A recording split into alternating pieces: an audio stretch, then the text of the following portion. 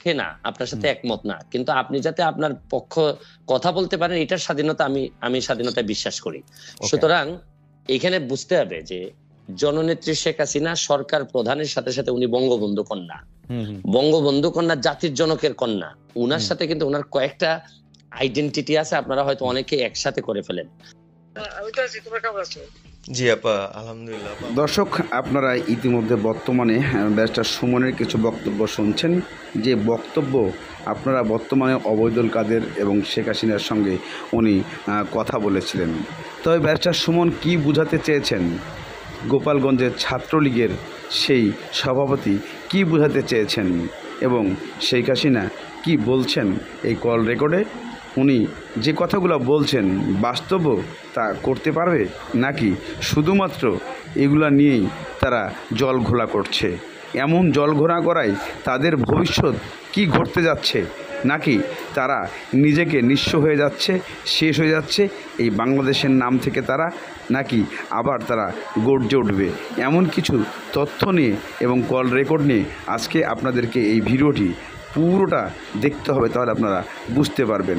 কেননা তারা যে প্ল্যানিং করছে, যে প্ল্যানিংগুলো অনলাইনে চলে আসছে, তাহলে তাদের প্ল্যানিংগুলো কিভাবে কাজে লাগবে, চলুন আমি শেখ হাসিনা এবং ব্যারিস্টার সুমনের সে প্ল্যানিংগুলো শুনে দেখো, তখনই আপনারা যারা বেশি বাড়াবাড়ি করেন কোথায় যাবেন সেটা বুঝে নিয়েন।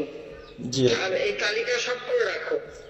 যারা যে ঘর বাড়ি ভাঙা পোড়ানো তাদেরকেও হিসাবটা নাম রাখো, এবার যেন ভুল না হয়, পরে চাচা ওর মামা ওর শ্বশুর ওর শাশুড়ি এইগুলি যেন না হয়।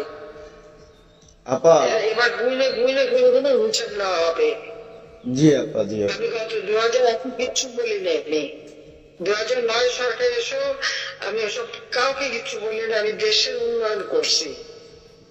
আল্লাহ এরপরে যদি আল্লাহ যদি সুযোগ দেয়, তার আগে যারা আমার নেতা কর্মীকে হাত দিচ্ছে, কোপায় কোপায় ছাত্রলীগে মারতেছে, প্রত্যেকের এক একটা শিক্ষা আমি দিয়ে ছাড়বো। আর আমি যেটা বলি আমি তা করি। হ্যাঁ আপা, আপনাকে খুব মিস করতেছি আপা। দেশের অবস্থা তো খুবই দেশের অবস্থা তো খুবই খারাপ আপা, আমাদের খুবই খারাপ। সবার উপরে শুরু করছে এখন খুব করা। আপা আর ওই যে আজকে গতকালকে রাতে তো আপনার পার্টি অফিস থেকে 6 জনকে গ্রেপ্তার করছে, মানে গোপালগঞ্জের পার্টি অফিস থেকে। আপা আপনি নিউজ জানেন কিনা আপা? আমরা তো বাড়িতে ঘুমাইতে পারতেছি না আপা। এটা প্রশাসন খুব মানে খারাপ করতেছে, যৌথ বাহিনী অভিযান করতেছে আপা অবস্থা। হ্যালো, হ্যাঁ, ওখানে তো একজন শিবির আর একজন হলো ছাত্রদল, তাদেরকে বসাইছে এখন গোপালগঞ্জে। জি আপা, এটা আসলে গোপালগঞ্জে এখন আপা আমার আসলে আপনার সাথে অনেকদিন ধরে কথা বলার ইচ্ছা ছিল, বাট আপনি ধরছেন, অনেক ধন্যবাদ আপা।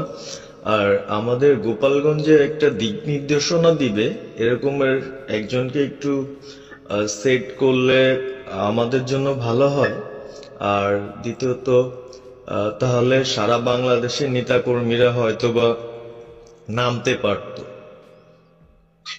একজনের নাম বলবা, সাথে সাথে তাদেরটা মামলা দেবে এবং গ্রেপ্তার করে দেবে।